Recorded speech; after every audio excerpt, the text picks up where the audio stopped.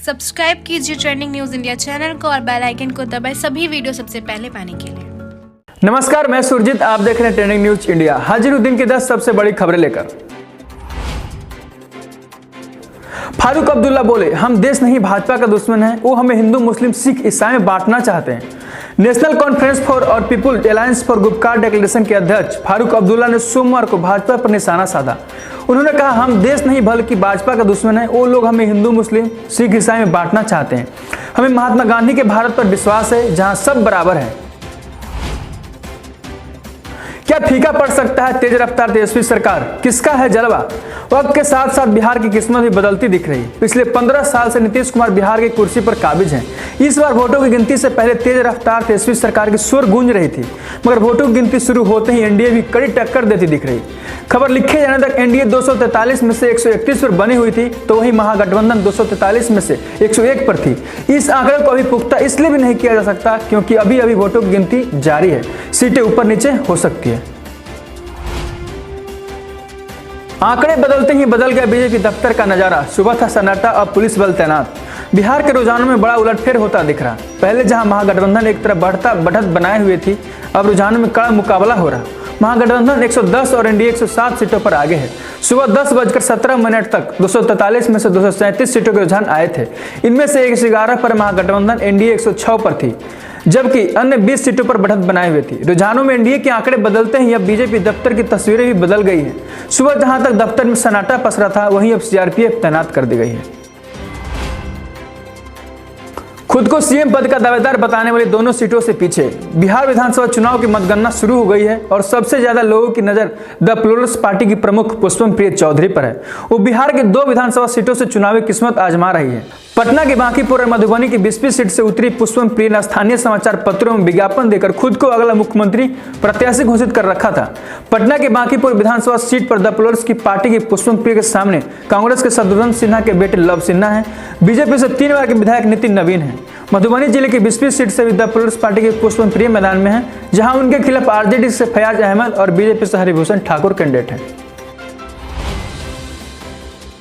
गुर्जर आंदोलन को लेकर 223 लोगों पर मुकदमा दर्ज।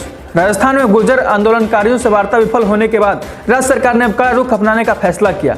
आंदोलनकारियों नेता कर्नल किरोड़ी सिंह बैंसला और राजस्थान सरकार के बीच अशोक चंदना के बीच वार्ता होने की सहमति बनाने के बाद 223 आंदोलनकारियों पर मुकदमा दर्ज किया गया। बता दें, गुर्जर नेताओं ने राजस्थान में सोमवार से चक्का जाम करने के ऐलान के बाद राजस्थान सरकार के मंत्री अशोक चंदना वार्ता के हिंडौन पहुंचे थे।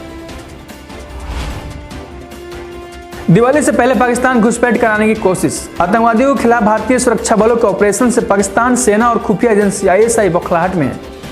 खुफिया सूत्रों से आज तक को मिली जानकारी के मुताबिक दिवाली से पहले ही पाकिस्तानी सेना घाटी में आतंकियों की बड़ी घुसपैठ कराने की फिराक में है। इस साल 1 नवंबर तक सुरक्षा बलों ने कश्मीर घाटी में 200 आतंकियों को ढेर किया, जबकि 2019 में पूरे साल में 157 आतंकी मारे गए थे। इंडियन प्रीमियर लीग में फाइनल की जंग आज। आईपीएल के 13वें सीजन के फाइनल में मंगलवार को दुबई में मुंबई इंडियंस और दिल्ली कैपिटल्स की टीमें आमने सामने होंगी। 4 खिताब जीत चुकी सितारों से सजी मुंबई के सामने पहली बार फाइनल में जगह बनाने वाले दिल्ली की चुनौती होगी, जिसके पास मैच विनर्स की कमी नहीं। यह खिताबी मुकाबला भारतीय समय अनुसार शाम 7:30 बजे से खेला जाएगा। रेटिंग मामले में रिपब्लिक टीवी के डिस्ट्रीब्यूशन हेड मुंबई में गिरफ्तार। रेटिंग में कथित फेरबदल के मामले में पुलिस ने रिपब्लिक टीवी के डिस्ट्रीब्यूशन हेड को गिरफ्तार किया है। रेटिंग में इस फेरबदल के जरिए कथित तौर पर दिखाया जाता था कि न्यूज चैनल और इसके प्रोग्राम सबसे ज्यादा देखे जा रहे हैं। मुंबई पुलिस ने चैनल के डिस्ट्रीब्यूशन हेड घनश्याम सिंह को अरेस्ट किया है। अर्नब गोस्वामी द्वारा संचालित टीवी चैनल से कथित टीआरपी हेरफेर के मामले में घनश्याम गिरफ्तार किए गए जाने वाले 12वें आरोपी हैं। रिपब्लिक टीवी के editor in chief Arnab Goswami को पुलिस ने पिछले सप्ताह ही एक अलग मामले में अरेस्ट किया था। आलू प्याज की बढ़ती कीमतों को लेकर ममता ने लिखी पीएम मोदी को खत। पश्चिम बंगाल की मुख्यमंत्री ममता बनर्जी ने पीएम मोदी को सोमवार को एक चिट्ठी लिखी। ममता ने यह चिट्ठी आलू प्याज के बढ़ते दामों को लेकर लिखी। ममता ने अपनी 4 पन्नों की चिट्ठी में हाल ही में संसद में पास हुए कृषि कानूनों को लेकर सरकार पर निशाना साधते हुए कोशिश भी की है। ममता ने अपनी चिट्ठी की शुरुआत करते हुए लिखा कि आप अच्छी तरह से जानते हैं कि हाल ही में भारत सरकार ने किसानों और आवश्यक वस्तुओं को संबंधित 3 कानून बनाए हैं। मध्य प्रदेश उपचुनाव की सीटों की गिनती शुरू। मध्य प्रदेश की 28 विधानसभा सीटों पर उपचुनाव के नतीजों का ऐलान आज होगा। सुबह 8 बजे से वोटों की गिनती शुरू हो गई है। नतीजे तय करेंगे कि मध्य प्रदेश में शिवराज सिंह चौहान की सरकार बचेगी या कमलनाथ की सरकार आएगी। इंडियन टुडे एक्सिस माई एग्जिट पोल के में बीजेपी को 16 से 18 सीटें मिलने का अनुमान जताया जा रहा है, तो वहीं कांग्रेस को 10 से 12 सीटें मिलने का अनुमान है। बाकी ऐसे ही अन्य तमाम खबरों के लिए बने रहे हमारे साथ, देखते रहे ट्रेंडिंग न्यूज इंडिया।